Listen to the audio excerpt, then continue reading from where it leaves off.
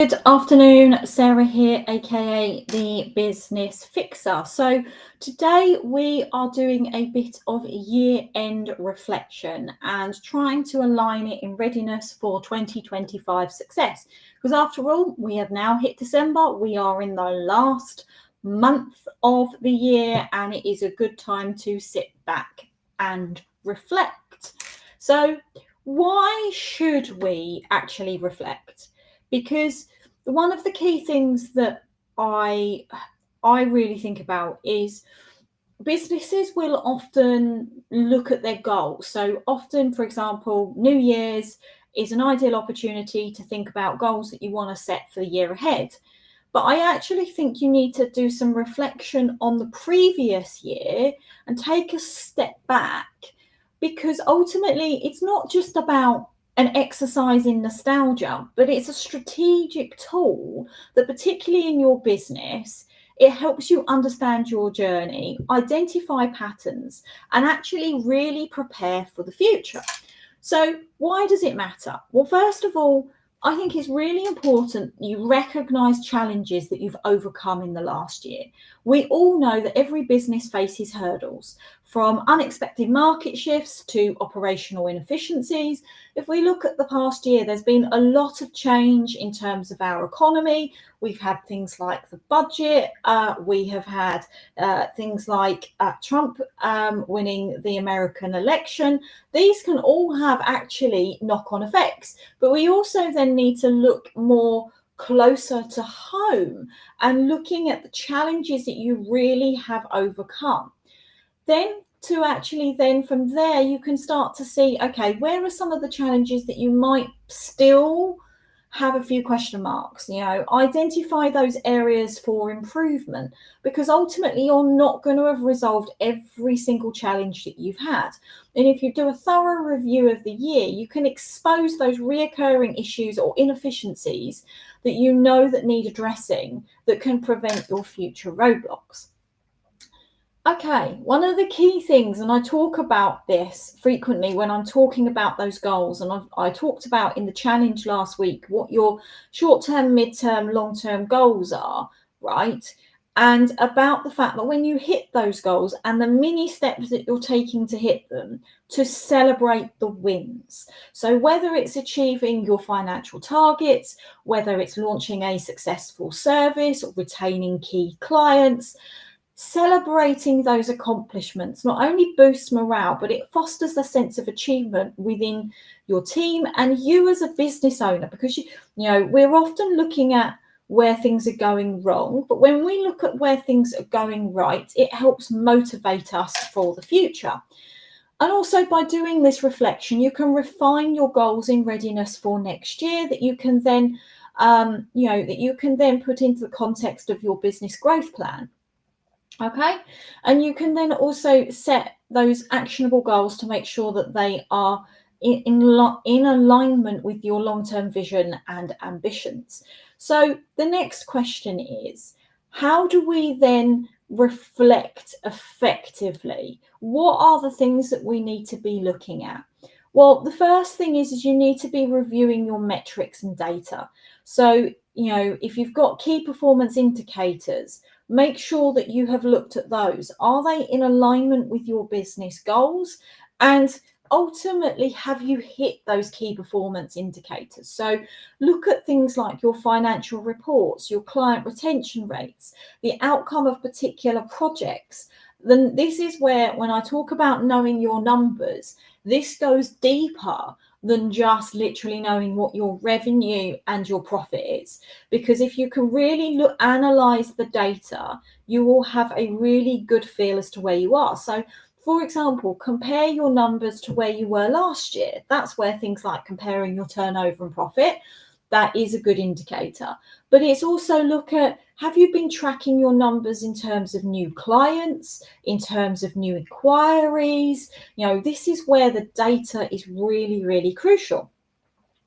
Then the next thing is to gather feedback. So speak to your team and your clients, because ultimately their perspectives, I can guarantee, will provide an invaluable insight into your strengths and areas for improvement. And make sure that they feel comfortable in the fact that you will take that feedback on board, if, especially if it's a negative feedback. Ultimately, I'm a firm believer that, mistakes and feedback are where you can have areas of growth. And as a business owner, you've always got to be prepared to grow and to improve. Then what I want you to do is create a timeline, map out significant events, projects, and milestones from the year. This will give you a real visual approach and actually be able to see where, patterns and trends are potentially more apparent. It will help you figure out where maybe certain months of the year you are more productive, or perhaps where it's lower. You can start to see patterns where potentially your marketing might have dropped, and then your inquiries have dropped. Really look at the information and then ask yourself some reflective questions. So, what were the year's biggest challenges and how did you overcome them? Which goals were met and what contributed to their success? Where did you fall short and why? And what feedback have you received and how you can act on it? They're really key questions because that will also start to set up in readiness for turning that reflection into action. The next step is document your findings. There's no point just reflecting and thinking if you're not recording your insights, because also what you can then do is use that information, like I say, to turn that reflection into action in readiness for next year. Now, one of the most important things is when you're doing all of this is compare your findings against your business growth plan that you would have created for last year. Assess, or for this year, I should say. So assess whether your achievements and challenges align with what you had envisioned for 2024. And also it makes sure that whatever your strategies that you're implementing in your business day to day, they remain focused and purposeful. You're then bridging the gap between the reflection and actionable planning. This ensures your reflection process is not only insightful, but also aligned with your long-term objectives. So let's put this into action. Look at your strategic adjustments, right? Identify where resources need to be reallocated or where processes require streamlining in readiness for next year. Look at your goal alignment, set measurable goals that are directly informed by past experiences, but also tie into what your long-term objectives are, what your long-term goals are, and what your vision is for your business. Think about your team development. Use their feedback to invest in training, resources, or support them to address any identified gaps. Celebrate the progress. And this is really like a really important thing. So I don't know whether you guys do something like a Christmas party. Now, this is where actually you can host a year-end event where you're sharing the findings, celebrating the achievements, and energizing the team for the year ahead. And a Christmas party is a good way to do that. I recently went to a networking event where the members, what they did was they actually had like an awards for certain people that were in there. So you had property professional, you had business of the year, all of these people, and there was an acknowledgement even within the networking group of contributions that people had within that group had actually put forward. And you can do exactly the same thing in relation to your team. You could even invite some of your kind of key clients and celebrate those wins with them. Okay, so I hope that's given you a real kind of way to be able to reflect over the past year and review those achievements and those challenges, and give you those foundations to then put a plan in place for your future success. Now, what I thought may also be beneficial is if I shared with you some of the, and I haven't done my detailed reflection yet. So this is just like an initial roundup of some of the things.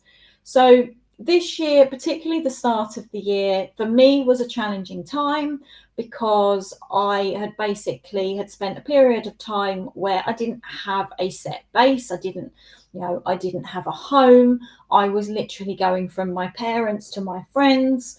And in March, I finally moved into this place. And that for me was a huge blessing. It was a huge shift. And I finally felt settled. So it meant that I could really focus on the momentum in the business. So from there, what I have really been working on behind the scenes is my own systems and processes. So I have been looking at my marketing and I have been really working on that. So what you'll hopefully see is that there is consistent content that you are seeing, which is also varied. So you'll see my daily quotes, but you'll see that I do a weekly blog, I do a weekly live, and I'm putting offers out there, and I'm just being consistent with my social media content. Now, that was one of the things that I really wanted to work on. I also wanted to work on things like my website. So my website is still not done. It's still a work in progress, and I'm hoping to get that completed by the end of this year. That was a big thing because I knew that the messaging wasn't quite right on it, and I really needed to go a little bit deeper on it.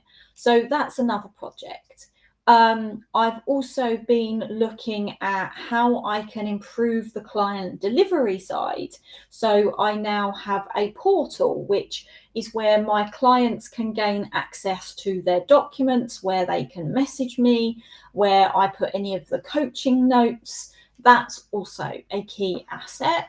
But also I've been looking at, in terms of funnels, building more funnels to, really, for example, just last week, I ran the Business Transformation Challenge, and I had run a version of it in June, which was my kind of dummy run to test how things work.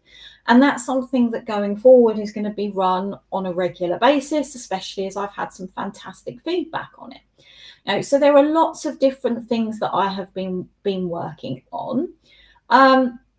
Now, in terms of some of the challenges that I've had, I think that comes back to, before I was being consistent with my content, I was inconsistent in my lead generation.